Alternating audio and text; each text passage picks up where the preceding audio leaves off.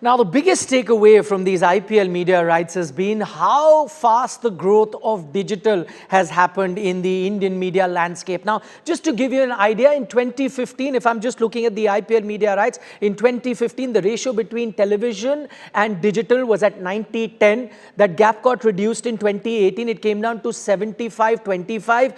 Today, it's gone in favor of digital at 51-49. So what you have right now, for the last decade, we kept hearing digital is the future. But tell you what, the future is here, because digital overall, combining the exclusive, non-exclusive, has gone past television as well. Let me welcome my two guests who join us for a discussion this evening. We are joined by Harish Thawani, a man who needs no introduction, held the India cricket rights for many years and knows this business inside out. Also joining us is Paritosh Joshi. He's a media strategist, and no one knows ad sales in Indian television better than him. I'll get to Mr. Joshi a little later. Let me start with you, Mr. Thawani. Yesterday, when we were doing some number crunching, just looking at macro numbers, and even without the non-exclusive digital, you thought that the digital numbers just didn't add up. Now we're getting to know that it's the same company that's got the non-exclusive rights as well. We're standing in a position where digital has actually overtaken TV. How do you view that? Well, I think there was a game within the game being played over here. The right to challenge for digital non-exclusive lay in the hands of package A winner, which is reliably rumored to be Star TV. And I think what they did successfully is make sure that they push the digital price beyond that of a TV price. It's an optical win. And I think assuming it's Viacom 18 Geo as is being conjectured for the digital, there's no way that they could not protect the main package that they had in package B by letting go of package C, which is the 18, in some seasons, 20 matches, non-exclusive digital, because that kind of power in the hands of Star with the premium matches available to them on digital and television would have been considerable difficulty for Geo to monetize their assets. So they had to pay over the top. And, it's just interesting. TV is 23,575 and digital is just above that, 23,757. And that's when Star said, okay, I rest my case. You can take it. So I think there was a little bit of a game between the game. And I maintain my analysis of yesterday that I think the digital rights sale has been, from a P&L point of view, on a bit of a wing and a prayer. From a strategic point of view, depends on what each strategic player wants out of it and can monetize. There are good plans and bad execution, and there are good plans and good execution. I'm sure there's a good plan at play here. Both Mr. Ambani and Uday Shankar and James Murdoch are very, very successful and bright people. How the execution will pan out, time will tell. I think the TV rights have been bought for a smart price by Star. Hats off to them. I think they had the incumbent advantage. They knew exactly what the rates are. They knew what the subscription upside is. They protected their core turf, and they've got away with a decent price. It's monetizable. And they've made sure digital price goes so high that digital can't undermine television. It can compete, but it can't undermine by offering cheaper packages unless somebody wants to bleed the P&L and protect some long-term strategic interests, which is possible. Reliance has deep pockets.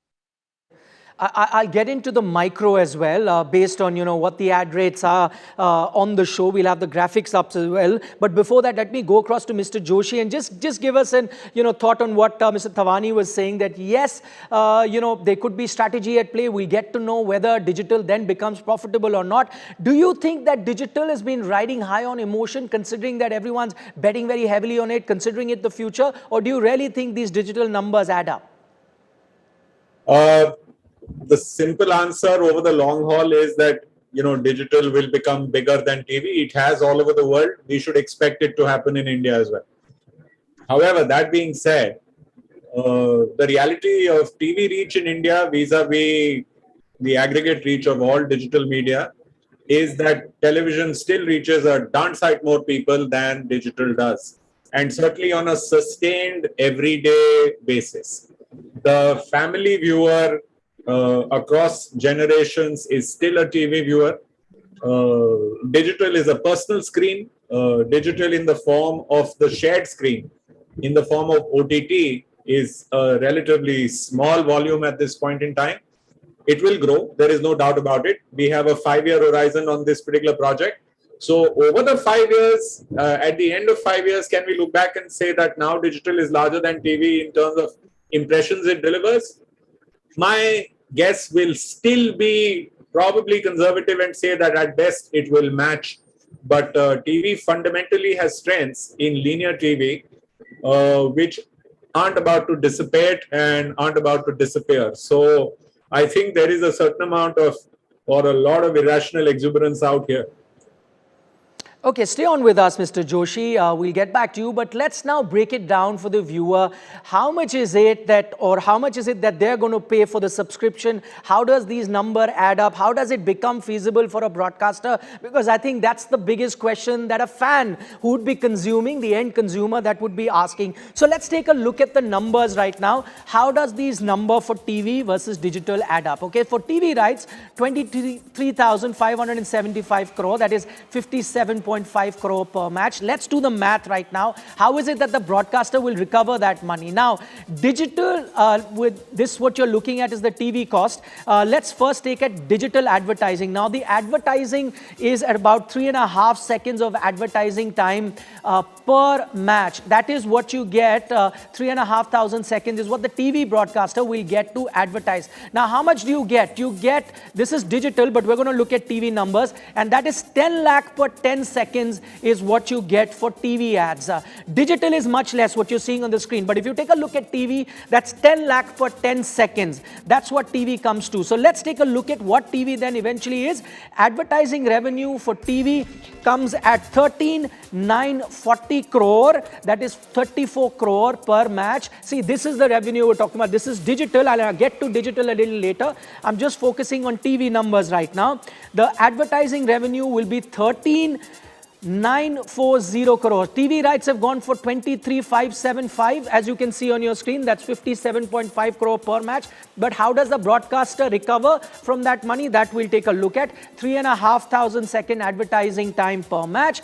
10 lakh per 10 seconds. So this is what you're looking at. So TV revenue through your ad revenue, that is the television ad, is at 13,940 crore. The deficit is at 9,635 crore. That deficit needs to be filled by TV through subscription. And this, most industry experts believe, is feasible. So TV could break even looking at these numbers, and that was television. Now let's get to the digital numbers which we were showing you a short while ago. Digital is gone, a total cost at 23,773 crore. That is at 58 crore that has gone per match. We are combining the exclusive as well as the non-exclusive right. For digital as well, we have 3,500 of advertising time, seconds advertising time. Now you've got, what do you get? Half the price in digital for advertising. Remember, we were looking at 10 lakh per 10 seconds for TV. For digital, it drops to 5 lakh per 10 second for digital ad. So it drops down to that.